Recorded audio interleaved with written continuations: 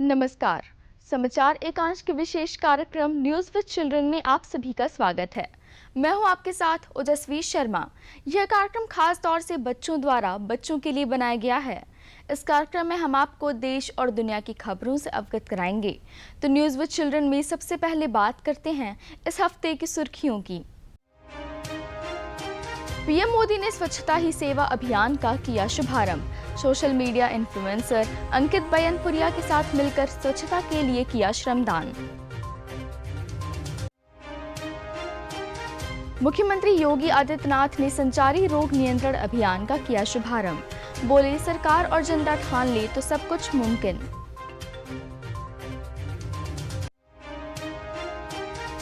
नरगिस मोहम्मदी को मिला वर्ष 2023 का शांति नोबेल पुरस्कार। नॉर्वेजियन लेखक जॉन फॉसे को साहित्य में नोबेल पुरस्कार से किया गया सम्मानित। एशियन गेम्स में भारत ने रचा इतिहास, सबसे ज्यादा मेडल जीतने का बनाया नया रिकॉर्ड। एशियन गेम्स 2023 में चौथा स्थान किया हासिल। और अब खबरें विस्तार से। पीएम मोदी ने स्वच्छता ही सेवा अभियान का किया शुभारंभ। सोशल मीडिया इन्फ्लुएंसर अंकित बयानपुरिया के साथ मिलकर स्वच्छता के लिए किया श्रमदान। प्रधानमंत्री नरेंद्र मोदी ने स्वच्छता ही सेवा अभियान के तहत श्रमदान किया। उन्होंने हरियाणा के सोनीपत में रेसलर और सोशल मीडिया इन्फ्लुएंसर अंकित बयानपुरिया के साथ मिलकर सफाई अभियान में अपनी सहभागिता निभाई। इस दौरान उन्होंने रेसलर अनिल से बातचीत का वीडियो भी शेयर किया है। इस वीडियो में प्रधानमंत्री मोदी ने पहले अंकित के साथ झाड़ू लगाई और उसके बाद कूड़ा भी उठाया। इस बीच पीएम ने अंकित के साथ बातचीत भी की, जिसमें फिटनेस, स्वच्छता, G20, सोशल मीडिया, स्पोर्ट्स समेत कई मुद्दों पर बात की है। पीएम ने अपने ट्वीट में लिखा कि आज जब देश स्वच्छता पर ध्यान केंद्रित कर रहा है, अंकित बयानपुरिया और मैंने भी ऐसा ही किया। स्वच्छता के अलावा हमने फिटनेस और सभी को सुखी रहने पर भी चर्चा की। यह सब स्वच्छ और स्वस्थ भारत की भावना के बारे में है।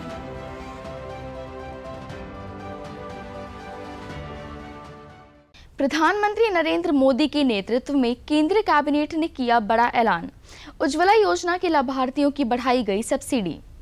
प्रधानमंत्री नरेंद्र मोदी के नेतृत्व में केंद्रीय कैबिनेट की बैठक में कई अहम फैसले लिए गए हैं, जिनमें प्रधानमंत्री उज्ज्वला योजना के लाभार्थियों के लिए सब्सिडी 200 रुपए से बढ़ाकर 300 रुपए कर दी गई है। केंद्र सरकार ने एलपीजी सिलेंडर पर अतिरिक्त 100 रुपए की सब्सिडी देने का ऐलान किया है। अब नई कटौती के बाद उज्ज्वला योजना के लाभार्थियों के लिए सिलेंडर की कीमत 603 रुपए हो गई है। साथ ही कैबिनेट ने राष्ट्रीय हल्दी बोर्ड के गठन को भी मंजूरी दे दी है। बोर्ड देश में हल्दी और इसके उत्पादों के विकास के साथ निर्यात बढ़ाने पर ध्यान देगा।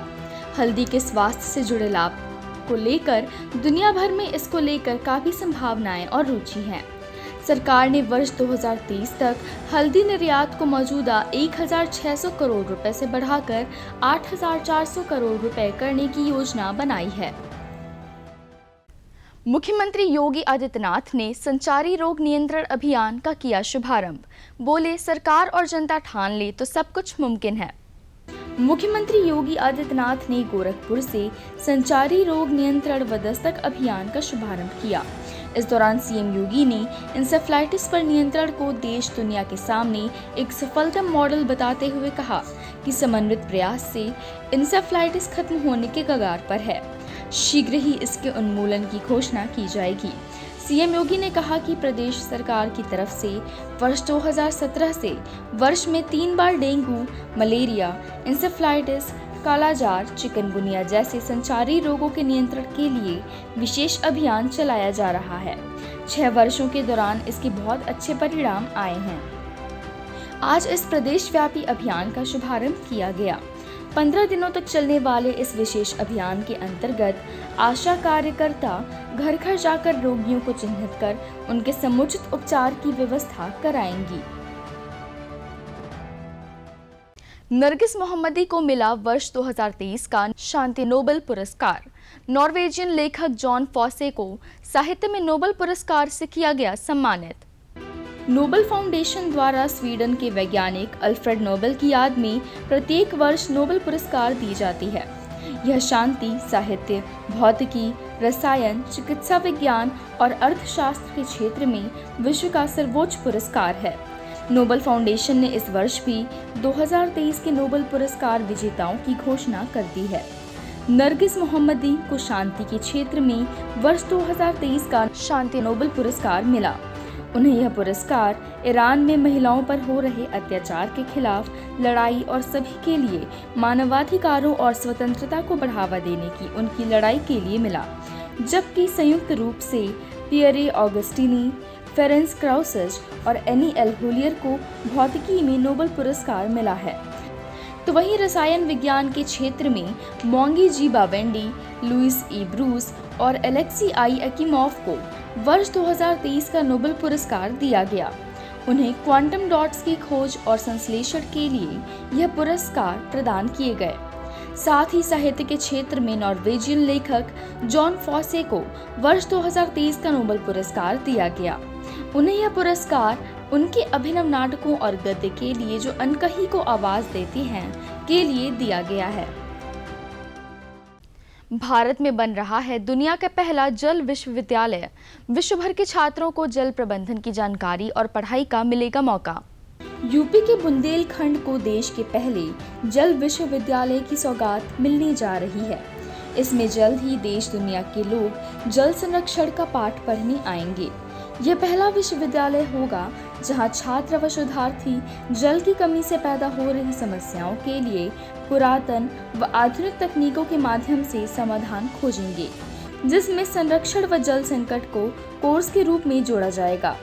जल योद्धा और पद्मश्री उमा शंकर पांडे ने बताया कि बुंदेलखंड ही नहीं, धीरे धीरे पूरी दुनिया में जल संकट बड़ी समस्या बनेगा। इसलिए जल संरक्षण को सीखना व जल संकट से आने वाली समस्याओं का समाधान खोजना जरूरी है। आइए आपको बताते हैं विज्ञान जगत में क्या कुछ रहा खास। इसरो के गगनयान मिशन के एस्ट्रोनॉट्स की पहली झलक आई सामने। भारतीय एस्ट्रोनॉट्स वर्कआउट करते हुए आए नजर।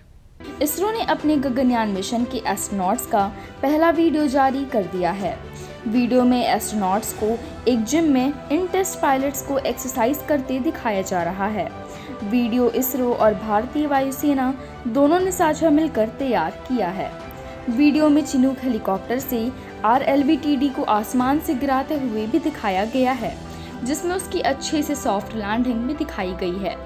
इसरो के सामने गगनयान सबसे बड़ा मिशन है।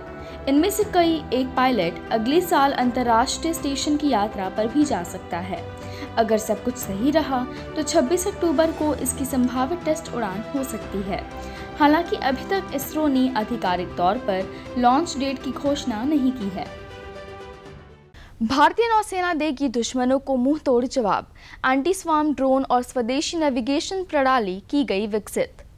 भारतीय नौसेना ने एक स्वदेशी नेविगेशन प्रणाली और एक एंटी स्वार्म ड्रोन विकसित किया है, जो अपने युद्धपोतों को दुश्मन द्वारा किए गए किसी भी हमले से बचा सकता है। इसके साथ ही वह अपने युद्धपोत के चारों ओर एक दीवार भी बना सकता है। एंटी स्वार्म ड्रोन गोला बारूद की खासियत यह है कि इसमें 300 स्टील की गेंदें हैं।